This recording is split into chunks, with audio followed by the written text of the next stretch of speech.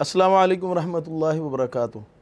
नात स्टूडियो से मैं हूं आपका होस्ट खुबैबुर रहमान और आप देख रहे हैं गुफ्तो शनीद की एपिसोड नंबर 3। जैसा कि आप जानते हैं कि हमने ये प्रोग्राम खाने पीने के मौके पर कुछ गुफ्तगू की हद तक मखसूस रखा हुआ है और इसमें हमारे पास मेहमान गिरामी तशरीफ़ लाते हैं जिन पर हम हालात हाज़रा के ऊपर थोड़ी सी गुफ्तगू कर लेते हैं। इशाम भाई से पूछेंगे कि हमें अक्सर सुनने में आता है कि जी गुजरांवाले की तीतर और बटेर बड़े मशहूर होते हैं। सही बात। तो थोड़े दिन पहले एक वीडियो भी मशहूर हुई थी जिसमें वो कोई बंदा था, वो ये जो लालियाँ होती हैं वो पकड़ रहा था। आप यहाँ से खाने पीने से बात शुरू कर रहे हैं। मौलवी तो पहले ही खाने पीने के हवाले से बड़े बदनाम हैं। मेरे ख्याल में खाने पीने के प्रोग्राम के अलावा भी इसका एक तासुर जाना चाहिए। ये घर के खाने पीने के बारे में जो है ना वो शुरू हुआ प्रोग्राम, तो वो उधर से एक वीडियो वायरल हुई थी जिसमें वो लालियाँ पकड़ रहे थे और इस तरह की कुछ ऐसी चीज़ें जो हराम थी। वैसे लाली तो हलाल ही है। लाली की भी दो किस्में हैं ना। हाँ, उसमें भी कोई चूंच का आपस में है कोई नहीं। जो पंजे से ज़ाहिर शिकार करने वाला परिंदा होगा वो तो हराम ही होगा, जो चोंच से खाता है वो हलाल है। तो लाली की जो भी किस्म चोंच से खाती है वो हलाल ही है। तो उसमें कुछ चीज़ें और भी शामिल थी जो बिल्कुल जो है ना जिनके बारे में कोई वाज़ेह पता नहीं होता। माशरे में यार हराम आम खाया जा रहा है, सूद खाया जा रहा है, झूठ बोल के कमाई की जा रही है। शुक्र करें लालियाँ खिला रहे हैं आपको, वो कम अज़ कम कोई हलाल चीज़ खिला रहे हैं। सही है जी। तो ये ज़ुबैर भाई ये जो खिलो देते हैं जिसका भी पता नहीं होता, शिकारियों को भी नहीं पता होता, बल्कि कई चीज़ें होती हैं जो बायस से जो परिंदे हमारे आते हैं इधर उनके साथ आ जाती हैं, तो फिर खाने वालों के ऊपर क्या जो है ना वो। देखिए, अगर तो आप किसी मुसलमान माशरे में हैं ना तो फिर हमें यही हुक्म है, ज़बीहे के बारे में भी यही हुक्म है कि अगर शक है तो बिस्मिल्लाह पढ़ के खा लो। अगर आप मुसलमान माशरे ये में सही बुखारी शरीफ की अफ़ साहब ने हदीस का हवाला दिया। ये सही बुखारी का नबी करीम सल्लल्लाहु अलैहि वसल्लम से पूछा गया अगर ऐसा गोश्त जिसके बारे में शक है तो नबी करीम ने कहा बिस्मिल्लाह पढ़ के खा लो। अच्छा, मसला नहीं। तो ये जो एक तशकीक फैलाई जाती है ये जी गधे का गोश्त है और ये फलां है डमका है, ये जो फिश है ये बासी है। आप सब पूरा का लिहाज करना चाहिए। तो इसका मतलब है बंदा अगर कहीं पे जाए तो वो बिस्मिल्लाह पढ़ के नहीं, जहाँ पे यकीन की हद तक शक हो वहाँ पे तो ज़रूर तफ्तीश या तहकीक कर लेनी चाहिए। बात बड़े बड़े रेस्टोरेंट से हकीकत में ये जब पीछे कमिश्नर थी उसने छापे मारे गधे का गोश्त निकला है तो ये तो मुश्तबे मामला हो गया। वैसे मुमकिन हो सकता है कि इधर बंदा, हाँ, गधे का कई मैंने एक दफ़ा ARY पे एक प्रोग्राम देखा, वहाँ पे एक बंदा कहता है कि गधे पे सवारी करना हलाल है तो खाना हराम है। हाँ जी। हम गरीबों के लिए गधा बचा तो उसको तो हलाल रहने दे मौलवी। कहता है गधे ये भी मैंने प्रोग्राम, वो कहता है गधे की कमाई हलाल है तो गधा हराम कैसे हुआ। वो वीडियो वायरल हुई थी, मैंने भी देखी थी। हाँ जी। हालांकि ये अहले सुन्नत का मुत्तफिका मौक़िफ़ है कि गधे को, अच्छा ये बात है वैसे गधे के अंदर जो इल्लतें रसूलुल्लाह सल्लल्लाहु अलैहि वसल्लम ने बयान की है ना कि जो हराम और हलाल जानवर की जू नाब जो होता है ना, यानी जो कार्निवोरस जिनके नुकीले दांत होते हैं वो सारे हराम होते हैं। तो इसका मतलब है जिनके सीधे दांत है वो हलाल हैं। बुनियादी तौर पे कुलिये के एतबार से गधा हलाल था, इसलिए रसूलुल्लाह सल्लल्लाहु अलैहि वसल्लम ने खैबर के मौके के ऊपर स्पेशल इसका नाम लेके इसको हराम करार दिया। अहले सुन्नत का ये इजमा है। बहरहाल आपको पता है इस हदीस को एक तबका फ़िक्र ऐसा है जो नहीं मानता, क्योंकि गधे की जो हुर्मत है वो मुता की हुर्मत के साथ नाज़िल हुई थी और इस हदीस का इनकार करने वाले लोग मुआशरे में मौजूद हैं। सही, बिल्कुल सही। सही है। तो ये इसके साथ साथ फिर ये जो एक और चीज़ आ गई वो मौसम के साथ ही अटैच है कि प्रॉन्स के बारे में, प्रॉन्स के बारे में जो है ना अक्सर लोग सवाल पूछते हैं कि ये हलाल है या हराम है। हलाल है भाई, हमारे कहते हैं ये तो समुद्री कीड़े मकोड़े में आते हैं। हमारे यहाँ तो हलाल ही है। बाकी ये है कि कुछ फुकहा ने उसको मकरूह कहा है, अच्छा, लेकिन जायज़ है, कोई उसकी हुर्मत की दलील नहीं। हाफ़ साहब इस हवाले से जो दो राय पाई जाती हैं कि जो समुंदर का मुर्दार है वो रसूलुल्लाह सल्लल्लाहु अलैहि वसल्लम ने हरार करार दिया मैततान और दमान वाली हदीस में। अब मुर्दार समुंदर से मुराद क्या ली जाएगी? वैसे जो फुकहा इनको हराम या मकरूह कहते हैं ना, उनके पास एक दलील ये मजबूत है कि जो समुंदर से निकाला गया मुर्दार हो गया, उसको ज़बा की ज़रूरत पेश ना आई, वो तो हलाल है, मुर्दार ही हलाल है ना। लेकिन जिसको आप सब निकाल के ज़बा करना पड़े उसके बारे में आप ज़ाती तौर पे क्या समझते हैं, क्या वो हलाल है? असल में इसके बारे में काफ़ी ज़्यादा आरा हैं। उसमें मुझे जो बात समझ में आती है ना कि वो जानवर जो सिर्फ समुंदर में पानी में ही रह सकता है, ये बात है, उस पानी से निकाल लो तो मर जाए। हाँ, तो जो पानी में भी और खुश्की में भी जिंदा रहे फिर उसका हुक्म दोबारा खुश्की की तरफ लौटाना चाहिए। मेरा भी ये रुझान है कल भी। जैसे मगरमच्छ है, अब ज़ाहिर बात है वो गोश्त खोर भी है और एक दरिंदा जिसे हम कहते हैं, और उसमें वो जीना वाली सिफत भी है। तो इसी तरह से मेंढक है, सांप है, ये सारे वो हैं जो पानी में भी और खुश्की में भी रह लेते हैं। लेकिन मछली की तरह जो सिर्फ पानी में रह सकते हो, हाँ जी, तो उनकी हिल्लत तो इस हदीस से उसमें तो कोई शक व शुबा ही नहीं ना। लेकिन जो मेंढक की बात की है, मेंढक तो वैसे ही हराम इसलिए कि जिसका कत्ल जो है वो रसूलुल्लाह सल्लल्लाहु अलैहि वसल्लम ने जिस जानवर का कत्ल मना किया हो वो ज़बा नहीं हो सकता। लेकिन जो मगरमच्छ की आपने बात की है, जू नाब, वो जब खुश्की के हुक्म में आएगा तब हम ये हुक्म लगाएंगे ना। ऐसे ही इसका मतलब है समुंदर से जो जानवर निकल के नहीं मरता उसका हुक्म खुश्की की तरफ लुटाया जाए। तो इसलिए फतवा ये मेरा ख्याल है प्रॉन या इसके अंदर जो अक्सर जानवर, ये जो हशरात जिनको कहते हैं, हशरात के अंदर भी एक हदीस मौजूद है कि रसूलुल्लाह सल्लल्लाहु अलैहि वसल्लम ने हशरात को कुल्ली तौर पे मकरूह और हराम जाना, लेकिन एक का नाम लेके हलाल करार दे दिया, जिरात को, मतलब टड्डी को वाहद ना। इससे ये बात समझ आती है कि हशरात हलाल नहीं थे, तो ही रसूलुल्लाह सल्लल्लाहु अलैहि वसल्लम ने जिरात को नाम लेके हलाल कहा। अगर तो हराम होते यानी हलाल होते तो इसको अलहदा से करने की ज़रूरत नहीं थी। तो मैं ये समझता हूँ ये जो हशरात हैं समुंदरी, इनका हुक्म ये देखना चाहिए, अगर ये समुंदर से निकल के मर जाते हैं तो बगैर शक व शुबा इनको खा लेना चाहिए। और अगर ज़िंदा रहते हैं फिर हर बंदे का कल्बी मिजाज है। वैसे तो जो आपने बात की है इमाम मालिक वगैरह साहब का मौक़िफ़ यही है कि खा लो। मगरमच्छ की हिल्लत के फतवे भी आपको पता है रोपड़ियों के मौजूद हैं, मगरमच्छ तक के, कछुए के। तो ये वे लॉबस्टर जो होते हैं ये तो निकल आते हैं भाई। असल में इंसेक्ट्स में ना अशरात में एक और बास भी है, जैसे गधी की भी बास आ गई ना, उसमें बाज़ फुक़हा ने ये बहस की है कि इसमें इल्लत ये है कि गधा जो है ना नजासत में मुंह मारता है, तो इसलिए जो हशरातुल अर्ज़ तो नजासत और गंदगी खाते हैं, जैसे काकरोच है, ये सब तो सही, ये तो खबीस है, खबीस हो गए ना, खुबसा में आ गए, तो ये भी नहीं रहे। अब वो हशरातुल अर्ज़ जो सिर्फ मिसाल के तौर पे जैसे खजूर के अंदर जो है वो कीड़ा है, हाँ। अब इसके बारे में जो है वो आम तौर पे फुक़हा का ये मौक़िफ़ है कि वो जायज़ है। हाँ, गदाई कीड़ों के बारे में ये सही कह रहे हैं। मेरा अमरूदों में कीड़ा होता है, ज़ाहिर है प्रोटीन होती है, अमरूद में से कीड़ा ही निकलना है। वो लतीफ़े वाली बात है, बंदा कहता है यार अमरूद खरीदे हैं, बीच में कीड़ा निकला, कहता है यार इसमें कार निकल आए। कीड़ा ही निकल सकता। अच्छा, इसमें जो है ना वो अली भाई, ये जो कुछ मौक़िफ़ होते हैं हमारे, जिस तरह ये भी बड़ी लाइट से गुफ्तगू हो रही है, हो सकता है ये वीडियो अपलोड हो तो इसमें से ही कोई नहीं, अल्लाह के फजल से ऐसी कोई बात नहीं, ये तो हमने खुद फुक़हा के मौक़िफ़ बयान किए हैं। तो इसमें होता नहीं, बाज़ दफ़ा शाम भाई हो जाता है कि वो फेसबुक के फुक़हा ज़रा डिफरेंट सोचते हैं ना। हाँ। वो हो सकता है कि उनको इख्तिलाफ शुरू हो जाए, शाम भाई ने ये बात की है या ज़ुबैर भाई ने या अली भाई ने ये बात की, हमने इसके उल्टी चलना है। देखिए, जानवरों में बहुत हिल्लत और हुर्मत का इख्तिलाफ है। ये जो अभी इन्होंने मगरमच्छ की बात की, हाथी को बाज़ अहले इल्म ने कहा कि हलाल है, हनाबला में ये फतवा मौजूद है कि हाथी, ये अहले हदीस का भी मौक़िफ़ इसके करीब है, वो क्योंकि ज़ू नाब उसको उसके दांत दिखाने के हैं, खाने वाले है ही नहीं, वो गोश्तखोर नहीं है, वो चरने वाला जानवर है, बुनियादी तौर पर चरने वाला है। ऐसे ही। तो ये देखिए, अब ये बात हो सकता है किसी के इख्तिलाफ का सबब बन जाए। अब घोड़े की इल्लत हुर्मत पे हमारे यहाँ कितना इख्तिलाफ है। अब जारी बात है, चूँकि मेजॉरिटी जो है वो अनाफ हैं, उन्होंने कभी सुना ही नहीं होता कि घोड़ा हलाल है। लेकिन तुर्की में तो खाया जाता है, हालांकि वो भी हनफी हैं। तुर्की में तो मैंने सुना है, मैं वैसे हाफ़ साहब, मेरा ख्याल है कि अहनाफ के अंदर भी दो गिरोह हैं।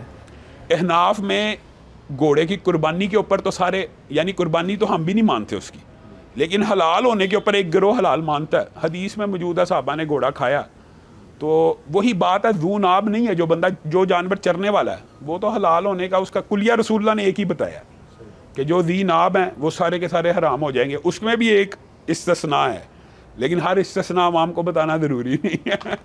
जिस तरह छिपकलियों की किस्मों में एक इस्तिस्ना भी मौजूद है। गो के बारे में शायद आता है, खालिद बिन वलीद का जो है वो गो है या वो उसको दब कहते हैं असल में। अच्छा, बुनियादी तौर पे उसका हमने तर्जमा गो ले लिया। गो तो सरासर हराम है, दब एक ख़ास किस्म की छिपकली की किस्म, सांडा जिसको समझने कहते हैं, लेकिन वो एक ख़ास किस्म है जो 40 वो चरती है, ये भी बताऊं, वो ज़्यादातर हर्बी वोरस है, लेकिन वो कीड़े मकोड़े भी खा लेती है। ठीक है। लेकिन उसकी एक ख़ास किस्म है जो पीले रंग की होती है। अरबों को उस किस्म का मालूम है कि वो उसका जो यूरेनिएशन का सिस्टम है ना, तो वो 40 दिन में एक कतरा यानी सिक्रीट करती है। वो किस्म सिर्फ हलाल, जो अरबों के यहाँ हलाल होगी ना, वो किस्म वही हलाल होगी। ये हमने उससे गो छिपकलियों की तमाम किस्में हराम है, तमाम सिवाय उसके, बिल्कुल ठीक, वो हलाल है।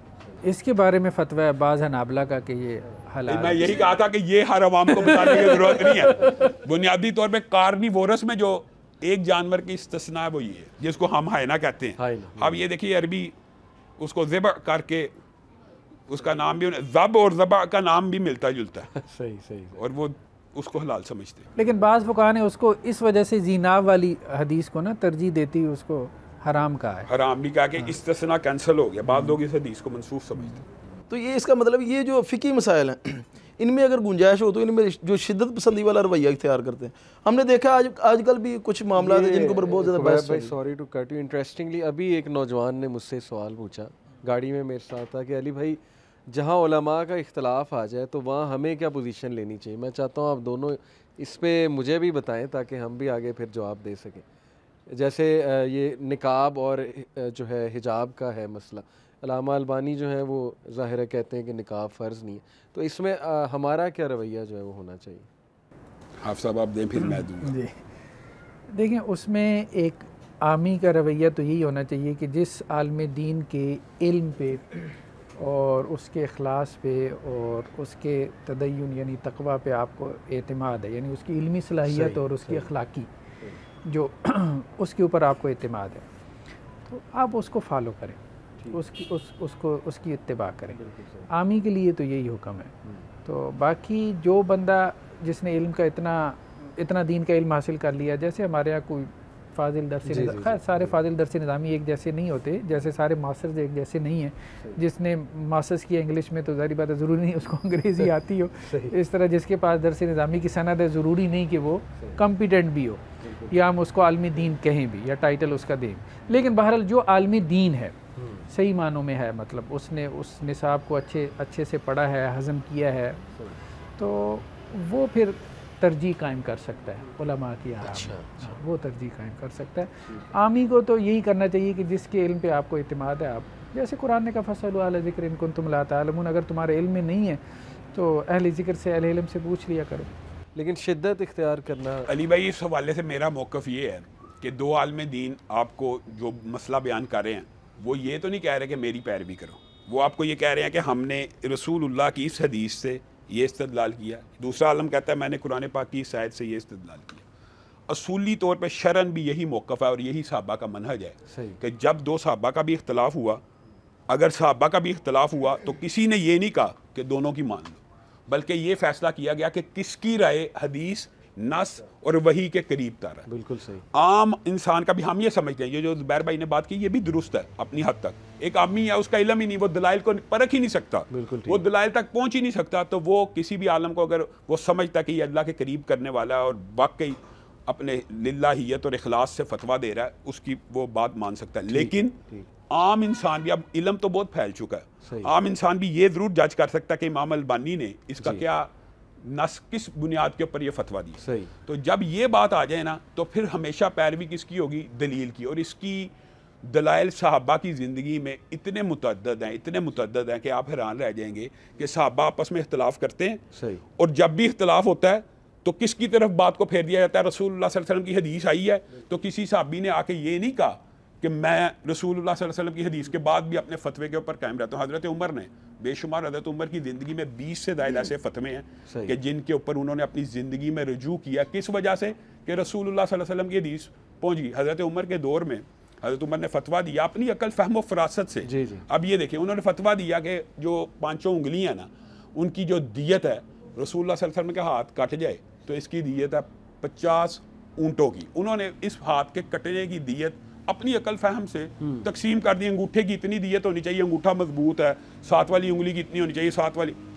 अब औफ बिन मालिक को ये बात पहुंची तो वो मिस्र से चल पड़े और हज़रत उमर के पास आके कहा आपने अंगूठे की दियत बढ़ाई क्यों है, इस वाली उंगली की कम क्यों की, छोटी उंगली की आपने 6 कर दी है, कैसे हो सकता है? उन्होंने कहा कुव्वत तो ताकत में अंगूठा ज़्यादा था, इसकी मैंने ज़्यादा रख दी, ये छोटी उंगली कम ताकतवर थी, मैंने इसकी 6 रख दी। तो उसने कहा मैंने रसूलुल्लाह सल्लल्लाहु अलैहि वसल्लम से ये हदीस सुनी इसी मदीना के अंदर कि अला अन्नल असाबिया फी दियतिन सवा, कि 5 उंगलियां दियत में बराबर हैं, कुव्वत तो ताकत में बराबर तो नहीं है, अंगूठा बहरहाल मजबूत है बाकी उंगलियों से। तो हज़रत उमर अड़ गए। हज़रत उमर ने कहा कि पूरे का पूरा मेरा ऑर्डिनेंस फतवा लिखो और उसके नीचे हदीस लिखो औफ बिन मालिक की सनद से मुझ तक पहुंची है, और नीचे ये लिखो कि उमर के फतवे को मनसूख किया जाता है और औफ बिन मालिक ने जो हदीस बयान किया रसूलुल्लाह के फतवे को जारी किया जाता है। बुनियादी तौर पे आमियों का भी ये रवैया होना चाहिए कि जब हदीस पहुंच जाए। अच्छा, फिर दूसरी बात जो आपने सवाल किया ना, ये इंतहाई अहम है। यही असल में मनहज का एक मसला, अगर लोगों को ये बात समझ आ जाए तो शायद बहुत ज़्यादा इस्लाह हो जाए। हम ये समझते हैं, जैसे अभी आप साहब ने कहा, ये बात दुरुस्त है, आप भी कह रहे हैं इमाम अलबानी ने कहा, लेकिन इमाम अलबानी का फतवा क्या हरफ आहर है दीन में? सही। दीन और शरीयत में किसी उम्मती की राय हरफ आहर नहीं है। हज़रत उस्मान है, अपने दफ्तर में बैठे हुए हैं, उनके पास एक शख्स आया और आके कहने लगा कि मैं खेत में खड़ा था, एक आदमी आया, उसने कहा तेरे घर बच्चा पैदा हो गया, तो मेरी शादी को अभी 6 महीने गुजरे हैं, मेरे घर में कैसे बच्चा पैदा हो सकता है? सही। अब हज़रत उस्मान क्या उस्मान कुरान के कारी नहीं है, कुरान को जानने वाले नहीं हैं? हज़रत उस्मान ने गौर व फिक्र किया, मशवरा किया। ये लंबा चौड़ा वाक़या मुख्तसर करके रखता हूँ ताकि बात कंप्लीट हो। हज़रत उस्मान ने हुक्म दिया कि उस औरत को रजम कर दिया जाए। अब वो उनका ऐलान किया जाए बाज़ार में, औरत को रजम किया जाए। अब इतनी देर में ऐलान जब हुआ, हज़रत अली के कान में भी ये बात पहुँच गई। हज़रत अली आ गए और आके हज़रत उस्मान से कहा कि आपने ये फतवा दिया है और हुक्म दिया उस औरत को रजम करने का कि जिसका 6 महीने के बाद बच्चा पैदा हो गया। हज़रत उस्मान ने कहा ना तारीख में मिलता 6 महीने में बच्चा, ना हिसाब से हो सकता है, मुमकिन नहीं है। तो हज़रत अली ने कहा 6 माह का बच्चा तो कुरान पाक में है। तो क्या हज़रत उस्मान और उनके मशीरों ने किसी ने ये कहा अली को कि तू कुरान ज़्यादा जानता है उस्मान से? ये रवैया नहीं होना चाहिए, आप और मेरा भी नहीं होना चाहिए। यार आप अल्लामा अलबानी से बड़े आलम हैं, सही, आप फलाने आलम से बड़े आलम, ये रवैया दुरुस्त। जब हदीस आ जाए तो नहीं, आप उनकी दलाइल देखें। इमाम अलबानी की दलील पे आपको शरह सदर हो रहा है तो ठीक है। हज़रत उस्मान कहने लगे, ये भी कहा मैंने भी कुरान पढ़ा है, मुझे बताओ कहाँ पे है दलील? तो हज़रत अली ने कुरान पाक की एक आयत पढ़ी, वह हमलुहु व फिसालुहु सलासूना शहरा, कि हमल और फिसाल की टोटल मुद्दत 30 माह है। हज़रत उस्मान ने कहा ठीक है, यहाँ पे तो 30 माह मौजूद है, अब 6 माह का बच्चा यहाँ से कैसे साबित होता है? हज़रत अली ने दूसरी जगह से कुरान पढ़ा और ये सही असर से साबित है, बैकी में भी मौजूद है, दीगर किताबों में भी, और ये असर भी सही है। हज़रत अली ने कहा दूसरी जगह कुरान पाक में मौजूद है, वल वालिदातु युरज़िना औलादहुन्ना हौलैनि कामिलैनि लिमन अरादा अन युतिम्म रज़ा, कि जो पूरी मुद्दत रज़ात करना चाहती है 2 साल पूरे बुलाए। अब 30 माह में से 2 साल निकाले जाएं 24 माह, तो 6 माह ही बचते हैं। तो हज़रत उस्मान भी दौड़े और उनको हुक्म दिया उस औरत को रोका जाए, रजम करने से रोका जाए। हज़रत उस्मान भी जा रहे हैं, हज़रत अली भी जा रहे हैं, और वहाँ पे एक अजीब मंजर है कि औरत को ज़मीन में गाड़ दिया गया है और बस हद लगने वाली है, तो ऐलान हो रहा है कि पत्थर ना मारे जाएं, और औरत के पास उसकी बहन खड़ी है, बहन खड़ी है सगी, और वो रो रही है और कह रही है कि यानी जैसे उस वक्त, तो वो औरत जो संसार हो रही है ना, वो ये कह रही है कि ला तबकी वला तहज़नी, तू गम ना कर और रो मत, मैं कसम खा के कहती हूँ मुझे मेरे हामद के अलावा किसी ने नहीं छुआ। तो हज़रत उस्मान की आंखों से आंसू आ गए, कहता है ये औरत ने सच कहा। और अली ये देखें, अब ये कभी साहबा ने ये कहा है कि यार मैं खलीफातुल मुस्लिमीन है या उस्मान खलीफातुल मुस्लिमीन है, अली की राय को कैसे कबूल? इस तरह के मुतअद्दिद वाक़यात हैं। हज़रत उमर की अपनी ज़िंदगी के अंदर भी इसी मिलता जुलता एक वाक़या मुआज़ बिन जबल का, सेम इसी तरह का वाक़या है कि एक आदमी आया 2 साल बाद अपने घर और उसने आके कहा मेरी औरत कहती है कि मैं हामिला हूँ और बच्चा भी तेरा ही है। तो हज़रत उमर ने उसको भी हुक्म दिया कि इसको रजम कर दिया जाए। तो मुआज़ इब्न जबल आए और उन्होंने कहा आप किस तरह हुक्म देते हैं इसको रजम करने का? उसके पेट में एक बच्चा है। तो रसूलुल्लाह सल्लल्लाहु अलैहि वसल्लम ने मुजरम को रजम करने का हुक्म दिया, उस बच्चे का क्या कसूर है? वो बच्चा आप रजम, आपको ये इख्तियार नहीं आगा उस बच्चे को कत्ल करें। तो हज़रत उमर रुक गए। अब जब रुके, औरत के यहाँ विलादत हो गई, बच्चे की पैदाइश का इंतज़ार हो रहा था, और हदीस ये भी असर सही है, जब बच्चा पैदा हुआ तो उसके दांत भी निकल चुके थे, दांत भी निकल चुके थे, और उसके बाप ने कहा अल्लाह की कसम ये मेरा ही बच्चा है, इतनी शक्ल मिल रही थी। सुभान अल्लाह। तो हज़रत उमर ने उस वक्त ये अल्फाज कहे थे, लौला मुआज़, अगर मुआज़ ना होता तो उमर हलाक हो जाता। इसका मतलब ये है कि जब दलील आ जाए शरीयत की, हज़रत उमर ने ये नहीं कहा मैं बड़ा आलिम दीन हूँ, या ये साहबा का तर्ज अमल ही ये है कि 2 साहबा आपस में, अच्छा साहबा का इख्तिलाफ हो जाए ना, उलमा का ये जो बात है ना, ये भी बड़ी अचंभे की है यार। उलमा का इख्तिलाफ है, ये बड़ा प्रोपेगेंडा लिबरल माफिया करती है जी, किसके पीछे नमाज पढ़ें।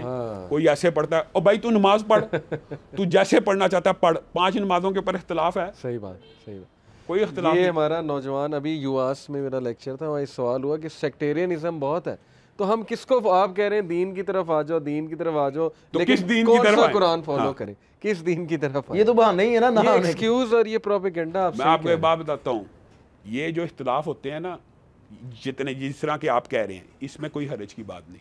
ये इंसान के कल्बी रुझानात भी होते हैं, मिलान भी होते हैं, और इंसान को अपनी मर्जी की दलील कई दफ़ा ज़्यादा पसंद आ जाती है। उलमा के शाज़ मौक़िफ़ होते हैं ना, क्या वो जबर करते हैं कि इसके ऊपर अमल करो?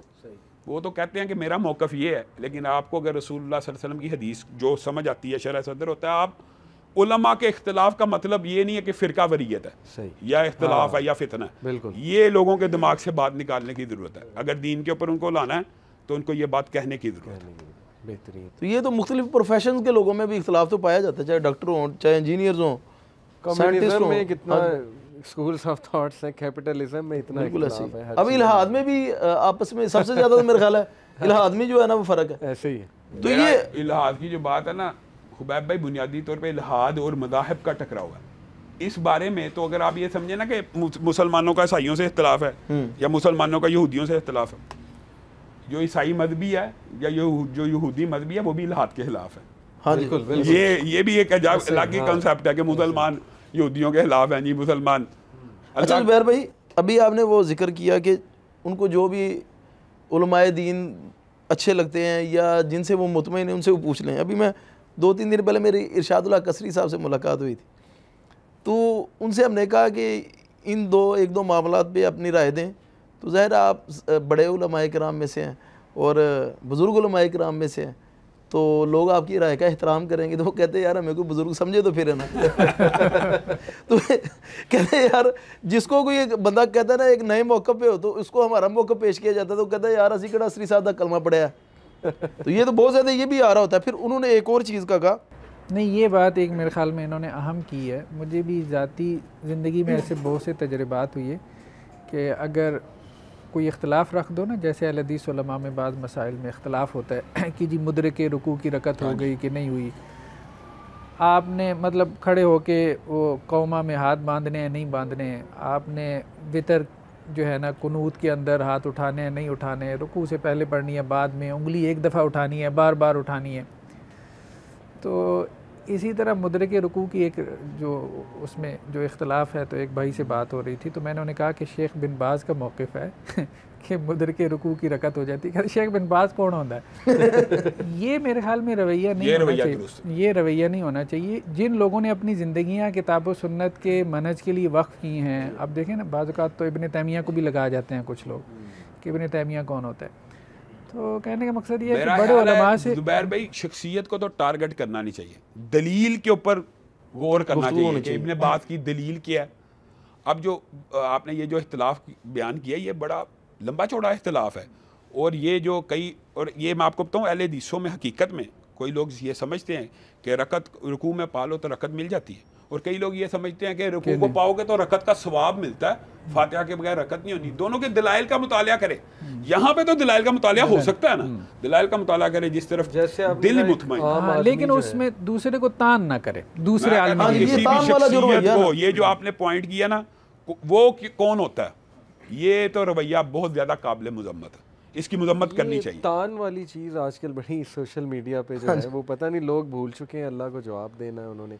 तो ये मिजाज ही है मेरे ख्याल हमारी कौम का, चाहे सियासत पे बात हो, मज़हब पे हो, किसी भी इशू को आप उठा लें, ज़बानें लोगों की पता नहीं बड़ा परेशानी होती, कभी कभी तरबियत की बड़ी कमी है, इल्ज़ामात और ताने देना, इस तरह की टोन अडॉप्ट करना। बल्कि मैंने देखने में आया था कि देखने में आया कि एक बंदा उससे कोई मिस्टेक हो जाए लाइल्मी की वजह से ना, तो वो रुजू भी कर लेना तो उसकी जान फिर भी नहीं छोड़ते। नहीं वैसे रुजू करने वाला बंदा बड़ा बनता है, हाँ जी, बड़ा उसको समझा जाता है मुआशरे में। जो बंदा रुजू करता है ना उसको बड़ा माना जाता है। ये जो अली भाई ने बात की ना तान की, आप लोग इस तानो तशनी से ना घबराएं। मैं आपको स्पेशल ये बात कह रहा हूँ कि ताने यार रसूल, ये अम्बिया की सुन्नत है, ये रसूलों को मिले हैं। नबी करीम सल्लल्लाहु अलैहि वसल्लम को अगर ताइफ में सबसे सख्त दिन, वो खुद अपने बारे में अम्मी आयशा को कहते हैं कि सबसे सख्त दिन था, तो मेरी कौम मेरे पीछे पत्थर लेके भाग रही थी। तो अगर आपको कोई लोग हल्का फुल्का कह रहे हैं आप माइंड ना करें, बल्कि वेलकम करें। सही, उनको ये भी रवैया होना चाहिए कि आप उनको वेलकम करें, आप जवाब ना दें। अगर आप रद्द अमल की नफ्सियात का शिकार होंगे तो आपकी दावत को नुकसान पहुँचे। अगर आप भी मिसाल दे रहे हो, आपका शिकवा यही है ना कि लोग तानो तशरी कर रहे हैं, तो अगर आप भी शुरू कर देंगे तो फर्क क्या है, उनके बराबर आ जाएंगे, बराबर आ जाएंगे। फिर लोग आपको कहेंगे यार फिर लड़ो आपस में, हमें क्या लगता है। अगर आप खामोश रहेंगे तो आपकी कुदरती और फितरी तौर पे हमायत डेवलप होगी। और आपने इस मौके पे देखा भी है अल्हम्दुलिल्लाह कि जितने उलमा हैं उन्होंने अपना वजन आप लोगों के पलड़े में डाला है ना, लेकिन अगर आपने ये रवैया इख्तियार कर लिया कि आप खुद भी जवाब देना शुरू हो गए, फिर नहीं डालेंगे। क्या ख्याल है आपका? बिल्कुल बिल्कुल सही कहा। लेकिन इसके साथ साथ माशाल्लाह से मैंने देखा है, वैसे ये मेरे साथ भी बातचीत इनकी रहती है, तो उलमा की माशाल्लाह ये लोग कदर करने वाले हैं। और उलमा ही की प्रोडक्ट्स हैं। हाँ, उलमा ही की प्रोडक्ट। ये बात, ये उलमा इस चीज़ को ऑन कर रहे हैं ना, इन्होंने कोई आसमान से वही के जरिए इल्म नहीं हासिल किया। ऐसे ही हाँ, तो फिर ऐसे ही है, बिल्कुल सही बात है, बिल्कुल सही बात है। फैसलाबाद में बल्कि कारी नवीदुल हसन साहब हैं, हाँ, हाँ। वो उन्होंने बचपन में मुझे दुआएं सिखाई, नमाज का सारा अल्हम्दुलिल्लाह। तो वो बचपन से ही मेरे साथ अटैच हैं। हम जिस मोहल्ले में रहते थे ना, ख़याबान कॉलोनी, वहाँ मस्जिद के इमाम वो थे, तो उनके साथ तो बचपन से ताल्लुक़ है। वाले जीसों के बहुत बड़े कारी माने जाते हैं। जी जी माशाल्लाह। तो उसके बाद डॉक्टर अनस नज़र जो इनके शेख के हैं, फिर इनके साथ ताल्लुक़, तो उलमा में बहुत हम मोहब्बत करते हैं, उलमा से उठना। ये उलमा के साथ आपका मुस्तकिल रब्ता रहना चाहिए और रहेगा। तो फिर यही कह रहा हूँ, इल्म बहरहाल जो वही का इल्म है जी, वो नाज़िल तो सिर्फ रसूलुल्लाह सल्लल्लाहु अलैहि वसल्लम पे ही हुआ ना। सही बात, उसके आगे तो सब उसी दीन की प्रोडक्ट्स हैं। बेशक आपने भी दीनदारों से ही और किसी दीनी आलम की लिखी हुई किताब से ही लिया है ना, ऐसे ही। तो ये तो प्रोडक्ट होती उलमा ही की है। बस ये होता है कि अगर आप अपने रवैये में वही काम शुरू कर देंगे जिससे आप शिकवा कर रहे हैं, तो आपको नुकसान होगा। अच्छा अली भाई, ये आपने जैसा कि मुझे पता है आपका बैकग्राउंड थोड़ा सा वो वैसे भाई बताते होते हैं, आप फैसलाबाद से हैं जी। तो ये फिर आप पहले तो दुनियावी तलीम वगैरह आपने हासिल की, तो ये दीन की तरफ रुझान, मेरा ख्याल शायद उमर भाई का कुछ वो जिक्र कर रहे थे। असल में बहुत से मुख्तलिफ लोगों से मुलाकातें रहीं। अच्छा। पहले बीकन हाउस से जब मैं पढ़ा, ज़ाहिर है कि वो एक आम जैसे खलंडरा सा नौजवान होता है, वैसी ही सोच थी। जीकी में जाके फिर कुछ चेंज आई। कुरान मजीद की मैंने जब ट्रांसलेशन पढ़ी, एक दोस्त था उसने मुझे गिफ्ट की थी, वो जमात इस्लामी से थे दोस्त, तो उन्होंने मौलाना मदूदी की मुख्तसर हवाशी गिफ्ट की। अब उस टाइम पे मेरे कोई समझ नहीं थी, मतलब हम नौजवान जिस तरह एक होता है उसे नहीं समझ होती। आपकी ये किस साल की बात है? तकरीबन 20 साल, 2007 की बात है। अच्छा। तो वो पहले मैं उधर से मुतासिर हुआ, वो ट्रांसलेशन पढ़ के। फिर मुगीरा से मुलाकात हुई, इस्लामिक ब्रदर ऑनलाइन जो है। फिर डॉक्टर अनस नज़र से मुलाकात हुई। अच्छा। तो फिर यूनिवर्सिटी के बाद मैं लाहौर ही आ गया जॉब वगैरह के लिए जो है ना, तो इसलिए लाहौर में मैं अब मुकीम हूँ। अदरवाइज़ बचपन सारा फैसलाबाद में ही गुजरा। अच्छा। और बहुत से उलमा से फिर मुलाकातें हुई, इल्म हासिल करने का भी। और IOU एक यूनिवर्सिटी है इंटरनेशनल ऑनलाइन, डॉक्टर बिलाल, उधर से मैं अल्हम्दुलिल्लाह मास्टर्स भी कर रहा हूँ इस्लामिक साइंस में। अच्छा। तो 3 सेमेस्टर अल्हम्दुलिल्लाह हो चुके हैं, तो ये सिलसिला चल रहा है। बाकी मुगीरा से काफ़ी दोस्ती है मेरी, मुगीरा लुकमान से, और उसी के थ्रू उलमा से माशाल्लाह। सुबैल से पॉडकास्ट होते हैं आपका तो प्रोग्राम भी चल रहा है के साथ, माशाल्लाह बहुत प्यारे इंसान। नहीं, मैंने अली भाई का प्रोग्राम देखा ज़्यादा। मेरी जो चेहरा शनासाई हुई है ना, वो उस्मान यज़दानी नहीं आफत, हाँ जी, हाँ जी, उसके प्रोग्राम से मैं आपसे मुतारफ हुआ। अच्छा। उस्मानी यज़मानी, यज़मानी के यज़दानी, यज़मानी, बिल्कुल बिल्कुल। उनके साथ जिन्नात और ये ब्लैक मैजिक के वाले, हाँ वो बड़ा वायरल हुआ आपका जो। ऐसे ही है। मैं अभी फैसलाबाद गया हुआ था, उनसे भी मुलाकात हुई थी, उस्मान भाई से। अच्छा अच्छा अच्छा। तो वही कुछ बता रहे थे कि इधर से ये अली भाई ने बकायदा पढ़, तो ये फिर आप लाहौर में आके बकायदा फिर आपने पढ़ना शुरू किया दीन का, ये उधर से चेंज आ गया था? यूनिवर्सिटी में पहले सेल्फ स्टडी कुछ की, फिर मुगीरा से जब मुलाकात हुई तो अनस भाई की तफसीर क्लास ज्वाइन की। अच्छा। कुछ सूरतें डायरेक्ट अनस भाई से माशाल्लाह तफसीर पढ़ने का हुआ। वहीं से मुझे पहली बार पता लगा उसूल तफसीर क्या है, क्योंकि पहले तो हमें इतना नॉलेज नहीं था। फिर शौक़ पैदा हुआ कि एक प्रॉपर डिग्री जो है वो शुरू की जाए, लेकिन वो जाहिर है कि अब उस एज ग्रुप में नौकरी भी कर रहे हैं, मदरसे जाना बड़ा मुश्किल। अभी जॉब भी कर रहे हैं? दुनियावी तौर पे कौन सी? मैं मैकेनिकल इंजीनियर। अच्छा, माशाल्लाह। बल्कि मैं आपको मज़े की बात बताऊँ, इब्तिसाम भाई से मेरी मुलाकात हुई थी एक बार 2010 में।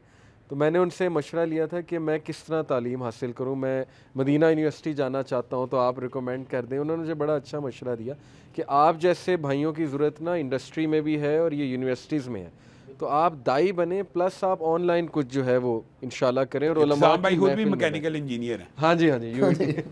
तो उन्होंने मुझे बड़ा अच्छा उस टाइम पे ये मशवरा दिया था। उनकी बात दिल को लगी कि चलो मदरसा भी कभी मौका मिला तो इंशाल्लाह जाएंगे, लेकिन फ़िलहाल दावा का काम कर रहे हैं, तो ऑनलाइन इल्म हासिल करें, प्लस उलमा से मसाइल पूछें, उलमा की महफिल में बैठें। इस तरह से आगाज़ हुआ। तो ये फिर दावत का बाकायदा जो दाई वाला आपको माशाल्लाह से एक वो ओहदा है, ये कब से?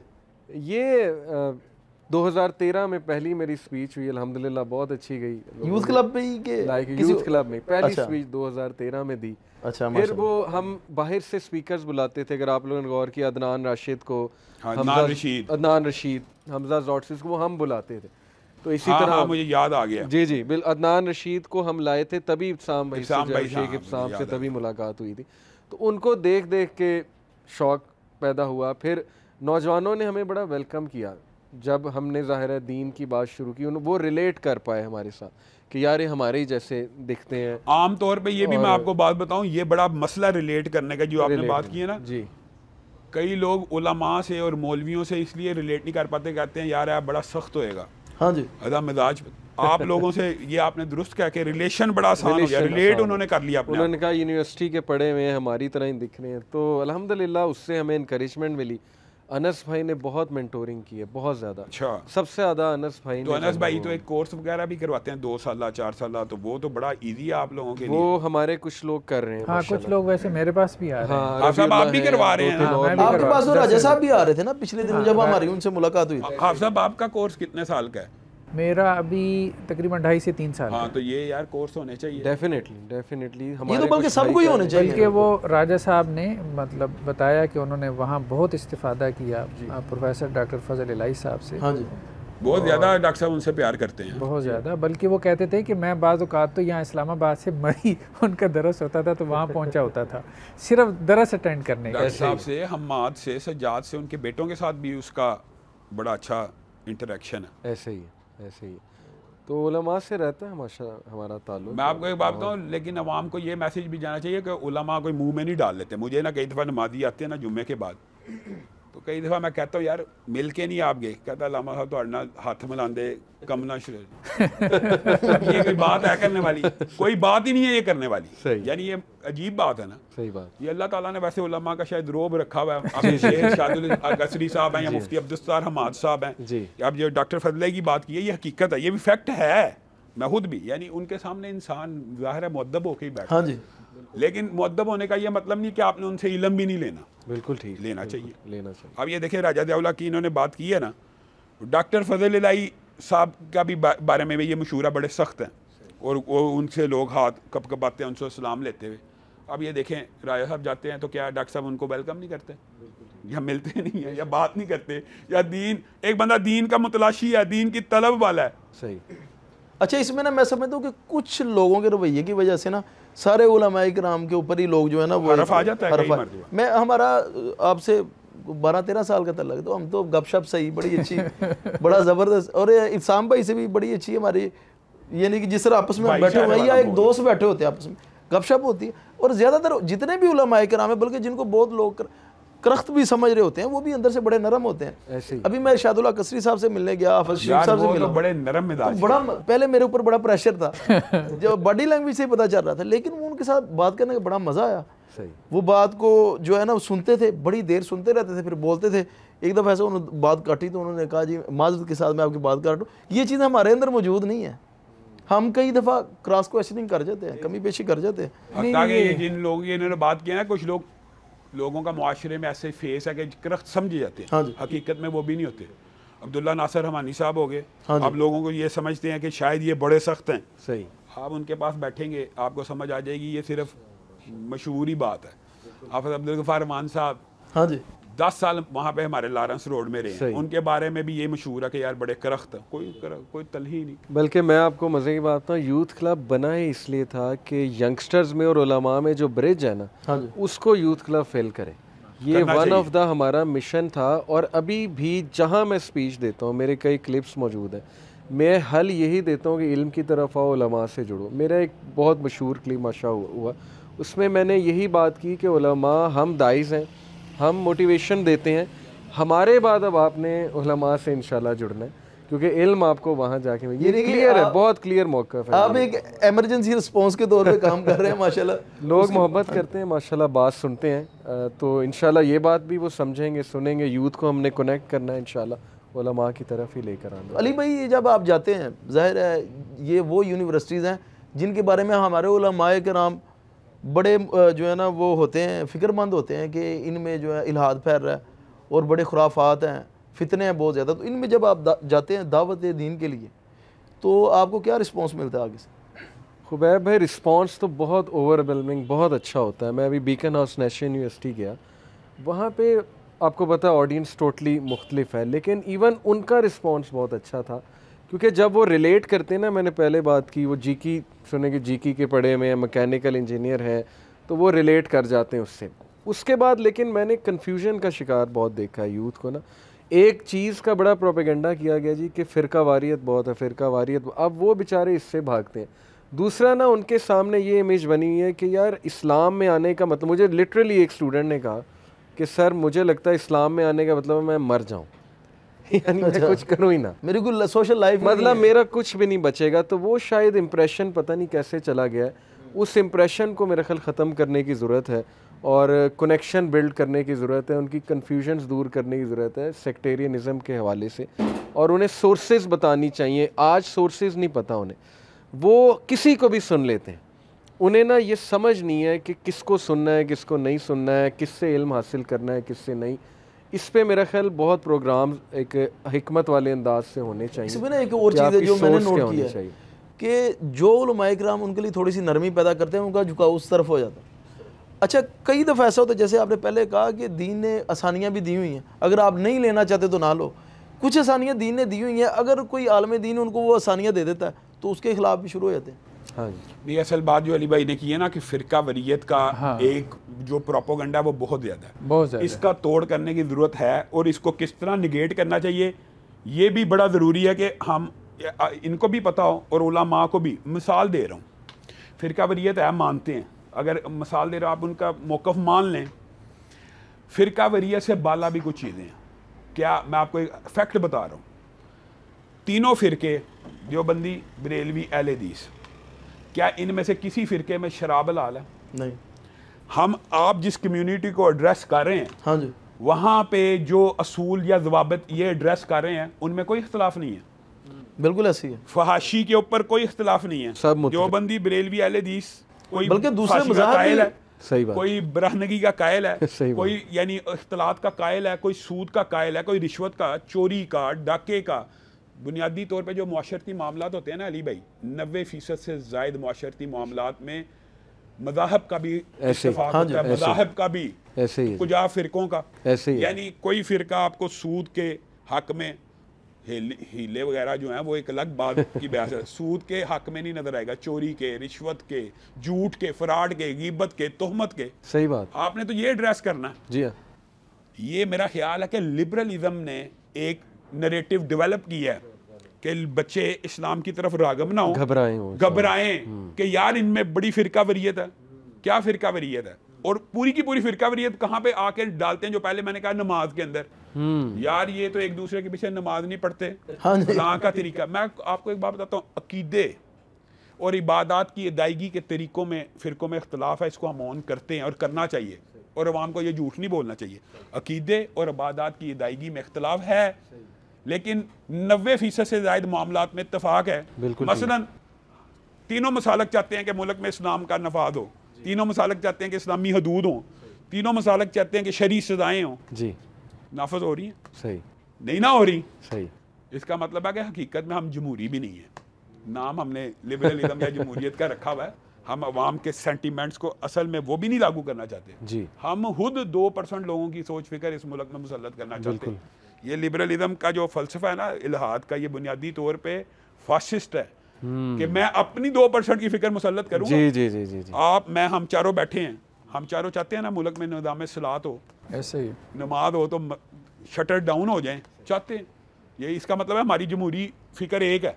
हाँ जी, लेकिन इसको कबूल नहीं किया जा रहा। हम चाहते हैं कि डाकू कत्ल हो, हम चाहते हैं चोर को सजा मिले, कातल को कत्ल किया जाए। इसके अंदर कौन सी फिरके का इख्तलाफ है? सही, आप ये एड्रेस करें उनको कि ये इख्तलाफ आपको दिखाया जा रहा है, बिल्कुल ठीक, हकीकत में है ही ऐसे ही, क्या ख्याल है आपका? बिल्कुल ऐसे ही। अब देखें ना, उलमा के जो 22 निकात थे, ठीक है, अब वो उन्होंने तो मुंह बंद करवा दिया ना कि सारे उलमा, उसमें तो अहले तशय्युअ भी आ गए। हाँ बिल्कुल सही कहा। अब ये इस्लाम नाफिज कर दो, ये इस्लाम नाफिज कर तरीका ही नहीं नाफिज कर दो। सही बात, यही नाफिज कर दो। लेकिन इसमें माशाल्लाह से हर मसलक में अब कुछ उलमा उठ रहे हैं जो अपने मसलक से उठ के ना और जैसे अब देवबंदी हजरात में देखें, मुफ्ती तारिक मसूद साहब हैं, हमारे यहाँ जैसे अहल हदीस हजरात ने उनको वेलकम किया है और जुमा की नमाज की है, ऐसे हेल को भी अहल हदीस वेलकम करते हैं, अब्दुल्ला बंदियालवी को भी ऐसे ही है। और माशाल्लाह आप दोनों हजरात का जो है माशाल्लाह बहुत अहल हदीस में हमें तो बरेलवी भी वेलकम कर नहीं माशाल्लाह से बहुत अच्छा है। जो अहल हदीस में ना दूसरे मसालक के हवाले से जो एक एटीट्यूड जो रवैया है, बिल्कुल उसको अप्रिशिएट करना चाहिए और बहुत मैच्योरिटी के साथ। सही अल्हम्दुलिल्लाह। तो बल्कि कई जगह पे वो इंजीनियर मोहम्मद अली मिर्ज़ा का जो मुंह भी बंद करवाया तो ये ऑल इन वन वाला किरदार अदा करते हैं ना माशाल्लाह। इंजीनियर मोहम्मद अली मिर्जा के जो फ़ैन है ना, वो अक्सर इस तरह की बातों पे कहते हैं ये सारे मौलवी इकट्ठे हो गए हैं सही। और ये उसका बड़ा आर्ग्यूमेंट है कि मैंने सबकी दुकानें बंद कर दी हैं, ये सारे बरेलवी देवबंदी अहले हदीस एक हो गया मेरे खिलाफ। सही। यही मिर्जा गुलाम अहमद कादियानी कहा करता था यानी आर्ग्यूमेंट के लिहाज से तो कोई सेम आर्ग्यूमेंट है। बिल्कुल ठीक। इसका मतलब है जिसके खिलाफ सब इकट्ठे हो जाए ना, वो बहुत ही बड़ा फितना होता है वो कोई फखर की बात नहीं है।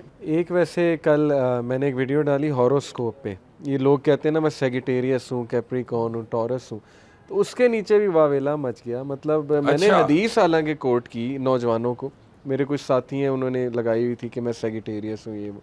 मैंने उसमें बताया कि देखो हदीस है कि रसूल अल्लाह ने कहा जिसने एस्ट्रोलॉजी की ब्रांच लर्न की उसने सिहर लर्न किया, विचक्राफ्ट लर्न किया। तो नीचे वो हदीस के हवाले से रवैया ना हमारे नौजवानों का हो गया कि बस ठीक है, मतलब कुछ ऐसी चीज़ें माशरे में राइज हो गई कि हदीस को अब वो ना अहमियत नहीं दी जा रही। इसको ये अगर फितना खत्म हो जाए ना माशरे साहब, जितने फितने हैं उनकी बुनियाद इस्तिग़फ़ाफ़ हदीस है या एंड में इनकार हदीस। हदीस की तो वो बजाय के हदीस पे गौर करने के वो बहस ले कि एस्ट्रोलॉजी तो फिज़िक्स की एक ब्रांच है और ये तो स्टडी करनी चाहिए, यानी सितारों की गर्दिश और सूरज और ये चांद की गर्दिश ये तो पढ़ना हम पे फ़र्ज़ है। और स्टडी की हद तक पढ़ लें, ये अल्लाह ताला ने कुरान पाक में इसका जिक्र मज़े की बात वो एस्ट्रोनॉमी है। मैं फिज़िक्स पढ़ाता हूँ, वो एस्ट्रोनॉमी, एस्ट्रोलॉजी तो टोटली एक और चीज़ है। के बारे में रसूलुल्लाह की एक हदीस जो आपने बयान की है, इसके अलावा एक सही तरीन सनद से हदीस है, वो रसूलुल्लाह सल्लल्लाहु अलैहि वसल्लम ने फरमाया जो बंदा इल्मे नजूम करने वाला, इल्मे नजूम का लफ्ज़ मौजूद है, कहानत, इल्मे नजूम जिसको एस्ट्रोलॉजी या हॉरोस्कोप आप कह रहे जी, इस बंदे के पास भी गया और उसकी किसी बात की तस्दीक की, अगरचे सच्ची क्यों ना हो, उसकी 40 दिन तक नमाज दी और उसने मेरे ऊपर नादिल होने वाली शरीयत का इनकार किया। अब मुझे एक बात बताएं, काहन जो होता है जी वो सच बात बता देता है ना मादी की, कोई एक आधी सच नहीं, एक आधी नहीं। मिसाल दे रहा हूं, आपके करीन ने मेरे करीन को इल्का कर दिया, आपका तो सारा मादी उसको पता ही है, सच बात बता देगा। सही बात। काहन का काम ही है कि पुरानी मादी की बातें बता के पैसे बटोरना और मुस्तकबिल के उसके जो भी ख्वाब सुनहरे दिखाना। अब मादी की बात वो सच बता रहा होता है ना, तो आप अगर उसकी तस्दीक करेंगे सही तो आप रसूलुल्लाह की शरीयत के ऊपर इनका इनकार करेंगे, ये रसूलुल्लाह का फैसला है। इसका मतलब है जादूगर की, कहानत की, और जादूगर की आप सब बैठे में जी, ये एक अजीब बात है अली भाई, पूरी दुनिया में विच क्राफ्ट की सदा सिर्फ इस्लाम में नहीं तमाम मज़ाहब में मौत है। जी जी जी, ये इतना बड़ा धोखा है, ये इतना बड़ा झूठ समझा जाता है, इतना बड़ा फ्रेम माना जाता है। हमारे माशरे में इसको धोखा फ्रेम नहीं माना जाता। ये रसूलुल्लाह सल्लल्लाहु अलैहि वसल्लम ने फरमाया आज रात चंद लोग मोमिन हो गए और आज रात चंद लोग काफर हो गए। काफर का लफ्ज़ मौजूद है और कल्चर कौन सा, सहाबा का कल्चर मौजूद है। तो सहाबा ने कहा ये कैसे हो गया? रसूल ने कहा रात बारिश हुई थी जी, चंद लोगों ने कहा था फलां सितारा इधर से उधर गया, उधर से इधर गया, मैं फूम कह रहा हूँ, फलां सितारे की हरकत की वजह बारिश होगी, वो मेरी शरीयत का इनकार कर बैठे और काफर हो गए। और जिन्होंने कहा बारिश भी अल्लाह की मर्जी से होती है। अब अगर सितारे की हरकत से बारिश का अकीदा रखना कि सितारे की हरकत से बारिश होती है, वो बंदा काफर हो जाता है। तो ये समझता है सितारा हिलने से मेरी किस्मत बदली जाती है। ये भी अल्लाह की मखलूक है। अल्लाह ताला सितारों का भी रब है, इंसान का भी रब है। और इस्लाम हमारा बिलीफ सिस्टम प्रोटेक्ट करता है, एतकाद। अगर बिलीफ सिस्टम गया तो सब कुछ गया। वो हेलोवीन पे भी लोग बहस करते हैं कि इसमें मसला क्या है। मसला यही है कि आपका ये बिलीफ सिस्टम को चैलेंज कर रहा है, शयातीन को ग्लैमराइज कर रहा है। हेल हाउस, अभी मैं एक शॉपिंग मॉल गया, वहाँ हेल हाउस था, बच्चे वहाँ एंटर हो रहे हैं, खुश हो रहे हैं, हेल में एंटर होते हैं। यानी बच्चों के लिए हेल मजाक बन गया कि हेल हाउस जाना है, पैसे दे के हेल हाउस जाना है। आप सब हेल को मजाक नहीं होना चाहिए। मैं भी गवर्नमेंट कॉलेज से पढ़ा हूँ, लेकिन अब ये गवर्नमेंट कॉलेज में वो आपको पता है हैरी पॉटर का एक वीक मनाया जा रहा है। यानी हैरी पॉटर को इन्होंने बतौर अपना हीरो कबूल कर लिया है। सलाहुद्दीन अय्यूबी के ऊपर इनको तकलीफ होती है। महमूद गजनी के बारे में ये फवाद चौधरी हरदास राई करता रहता है, ऐसे ही इनको हीरो नहीं मानना। वो कहते हैं हैरी कि पॉटर हमारा मान। कल्चर नहीं है, तो हैरी पॉटर कौन सा? हमारा कल्चर जादूगर और जिन्नात की औलाद यानी ये हमारा कल्चर है, ये तो इस्लाम से सरासर मुतसादिम। मतलब एक तरफ मजहब का इनकार कर रहे हैं, दूसरी तरफ जादू टूना मान रहे हैं। हमारे एक अंदाजा साथी हैं, उन्होंने पोस्ट थोड़ी सी क्रिटिसाइज एकेडमिक क्रिटिसिज्म किया, कोई बैश नहीं किया, कोई सख्त अल्फाज नहीं। उन्होंने कहा जी गवर्नमेंट कॉलेज ने इनकाद किया इस चीज़ का, तो उन्हें गौर करना चाहिए कि हमारा कल्चर। नीचे वो लोग जिन्होंने ऑर्गेनाइज किया था, उनके जो अल्फाज थे, उनका जो गुस्सा था, जो गालम गलोच थी, यानी वो खुद टॉलरेंस के कायल हैं और टॉलरेंस का दर्ज देते हैं। टॉलरेंस के सिर्फ दाई हैं, आमिल नहीं है, निकालते हैं ये तो वैसे ना आमिल नहीं है, अमल नहीं करने वाले। अभी बहुत महत्वपूर्ण। यार अब ये फवाद चौधरी का हालिया मौकफ देखें, हालिया हाँ वो कहता है करतारपुर के सहन के अंदर सालिहा ने जो शूटिंग किया उसके अलावा पर्चा होना चाहिए। चौधरी साहब आपने वजीर खान के बाद जो भंगड़ा डाला है आप पे नहीं होना चाहिए। मुनाफकत की इंतहा है ना, ये तो इंतहा है मुनाफकत की। ये कल्चर हमारे यहाँ आम है। ये बड़ा अफसोस होता है, आए दिन आपको पता, ये देखें इसने राजा रणजीत सिंह का मुजस्मा लगाया हुआ है, हाँ जी, उसको ये हीरो मानता है। और यहाँ पे जो वो कहता है कि ये अफगानी हुक्मरान आए थे, बाबर भी, अकबर, इन्हें तो मुगल बादशाहों को भी ऑन नहीं कर रहा। सही सही, यानी मुसलमानों की एक जो हिस्ट्री है, सुनहरी दौर है, ये इनको भी ऑन नहीं करते। यानी कंसिस्टेंसी होनी चाहिए आपके बयान में। बिल्कुल मैं कहता हूँ पैरामीटर तो एक हो। जी जी, अगर मैं कहता हूँ गुरुद्वारे की भी तौहीन नहीं होनी चाहिए। हम ये कहते हैं, आप सब बैठे हुए हैं, नहीं होनी चाहिए, किसी भी मजहबी प्लेस की ना हो, लेकिन मस्जिद की हो जानी चाहिए। यानी मस्जिद की भी नहीं ना होनी चाहिए, मस्जिद की भी तो रोको ना। अच्छा शेख, कुछ लोग, मैं आप दोनों से भी ये बात डिस्कस करना चाहता हूँ, जैसे हम बैठते हैं इस तबके में, माशाल्लाह हमारी बात सुनते हैं वो, लेकिन वो एक शिकायत करते हैं, वो कहते हैं कि यार उलमा की तरफ से ना रवैया बड़ा सख्त आया, तो कुछ लोग चिढ़ में इस तरह की बातें कर रहे होते हैं, दिल में जानते हैं, लेकिन वो चिढ़ में आके कि ना उलमा सख्त हैं, तो बस वो एक टसल चल रही होती है। तो क्या वाकई ही उलमा जो है वो देखिए, असल में बात यह है कि कुछ कम्युनिकेशन गैप है। हाँ, वही जो निशाम भाई बात कर रहे थे ना कि अगर उलमा ने उनको गले लगाने के लिए आगे नहीं बढ़े, तो ये लोग भी तो उनके पास नहीं है। जी जी जी जी जी, दोनों तरह से है, ये कम्युनिकेशन गैप ख़त्म होना चाहिए। बाकी चंद एक लोगों को हम पूरे तबके की तरफ से रिप्रेजेंट नहीं कर सकते, या हम ये नहीं कह सकते कि ये पूरे तबके की तस्वीर है।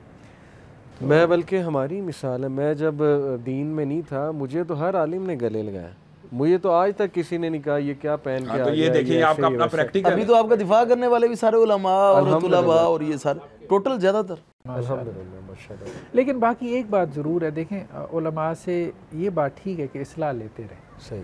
हाँ, उनसे जो लोग आपके साथ राब्ते में है ना, आपके काम को जानते हैं जी, तो उनके सामने अपना काम पेश करते रहना। ये रसूल सल्लम की हदीस बहुत बड़ी है, अल उलमा वरसतुल अंबिया। सही, मतलब इससे बड़ी कोई बात नहीं है। बेशक अंबिया के वारिस। बेशक। अच्छा, वैसे ना ज़ुबैर भाई, कुछ उलमा जो दिफा भी कर रहे हैं आप लोग, वो कुछ चीज़ें हैं जिनकी वजह से वो भी कंफ्यूज थे और वो पूछना चाह रहे थे।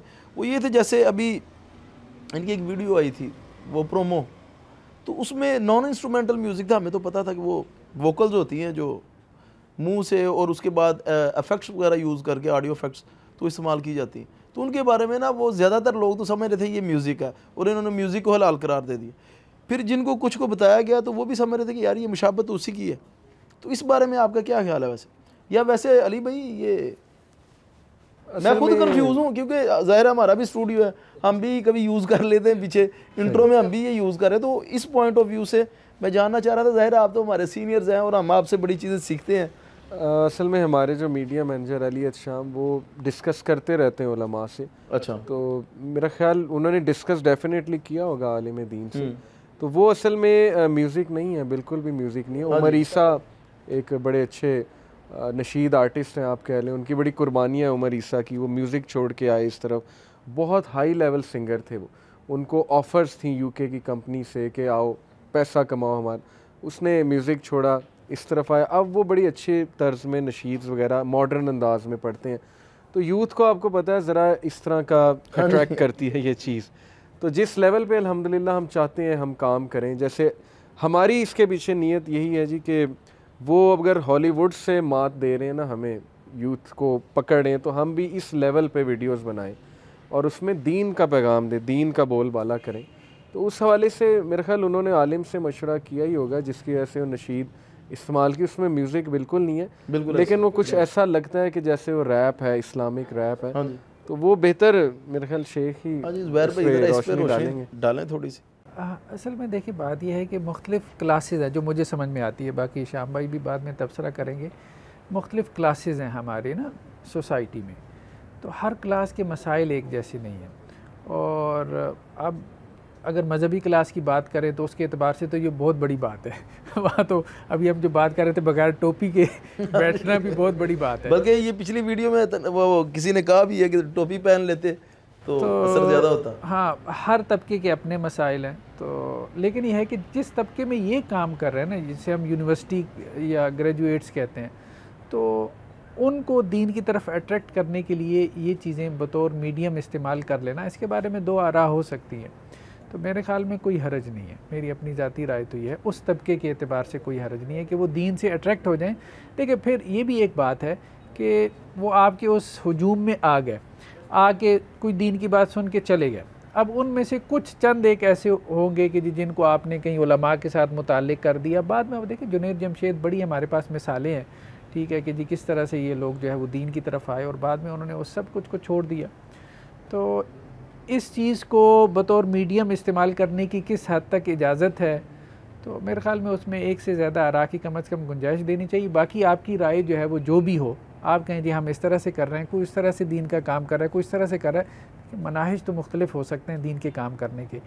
एक हद तक उन मनाहिज में जो वैरायटी है वो मुख्तलिफ़ तबक़ात को अट्रैक्ट कर रही होती है और उनको दीन की तरफ ला रही होती है। सभी अगर एक मनहज के मुताबिक, एक मतलब मुतय्यन मनहज के मुताबिक कि जी इसी तरह से हमने यही इसी तरह से मतलब कुरान खोल के दरस ही देना है यहाँ पे, तो वो मेरे ख़्याल में उस तरह से नहीं होगा। बल्कि मसाले के अंदर मजहबी जमातों में, तहरीकों में भी हम देखते हैं कि अब जैसे अब देखें ना, बहुत हद तक हम वीडियो की मुखालफत करते रहे, एक वक्त तक टेलीविज़न तोड़ते रहे हम चौराहे में रख के, लेकिन अब सब लोगों ने उसको कबूल कर लिया कि जी ये एक बड़ा मीडियम है, ठीक है, इसके ज़रिए से हमें अपनी दावत पेश करनी चाहिए। हाँ जी, असल में अली भाई इस हवाले से मैं ये कहना चाहता हूँ कि देखें हलक से जो भी आवाज़ निकलती है, कुरान पाक की आयत भी है, मा यल्फिज़ु मिन क़ौलिन इल्ला लदैहि रक़ीबुन अतीद। मा यल्फिज़ु है, या मैं कलमे का अल्लाह ताला ने जिक्र नहीं किया है, मा यल्फिज़ु मिन क़ौलिन, इस हलक से जो भी आवाज़ निकले, चाहे बामानी हो चाहे बेमानी हो, उसको लफ्ज़ कहते हैं। ये ग्रामर के माहिर बैठे में आप सब अच्छी तरह जानते हैं कि बामानी को कलमा और बाकी को मोहम्मद। इसका मतलब यह है कि हलक से निकलने वाली हर आवाज़ की गिरफ्त है, सही, सिर्फ बामानी की नहीं है। अगर एक इंसान अपने मुंह से बांसुरी बजाना शुरू कर दे, ऐसे ऐसे वोकलिस्ट मौजूद हैं। एक फैसलाबाद का बच्चा, मुझे किसी ने बताया कि वो बांसुरी मुंह से ऐसे बजाता है कि असली बांसुरी लग रही है, वो मुंह से ढोल बजाता है। वो ऐसा है कि वो ढोल भी, यानी हर मौसीकी का जो भी आलात है वो मुंह से बजाता है। सही, तो क्या ये हलाल हो जाएंगे? क्या मुंह से एक बंदा ढोल बजा रहा है तो हलाल हो जाएगा? ये मुमकिन नहीं है। इसकी आम फहम मिसाल है, एक बंदा मिसाल दे रहा हूँ, कौवे की आवाज़ निकाल रहा है, एक बंदा कुत्ते की आवाज़ निकाल रहा है और वो कहे नहीं नहीं ये कुत्ते की आवाज़ नहीं है, ये मुमकिन तो नहीं, वो निकाल ही कुत्ते की आवाज़ रहा है। तो एक बंदा ढोल की आवाज़ निकाल रहा है, बांसुरी की आवाज़ निकाल रहा है, तो वो बांसुरी और ढोल की ही कम अज़ कम उससे अगर मुशाबत तो है ही है ना, वो आप भी मानेंगे। तो हमारा ये यूथ क्लब को हम ये पुरजोर आप ये कह लें, हमारी अपील भी है, दरखास्त भी है, मौसीकी वाहिद चीज़ नहीं है अट्रैक्ट करने के लिए। आप नशीद लगाएं, आप तराने लगाएं, मौसीकी का जो हराम के ज़रिए ये समझता है ना कि इस्लाम फैल सकता है या हराम चीज़ों के ज़रिए वो ख़ता के ऊपर है, ये तो बुनियादी असूल है। मैं हाफ़िज़ साहब की बात नेगेट नहीं कर रहा।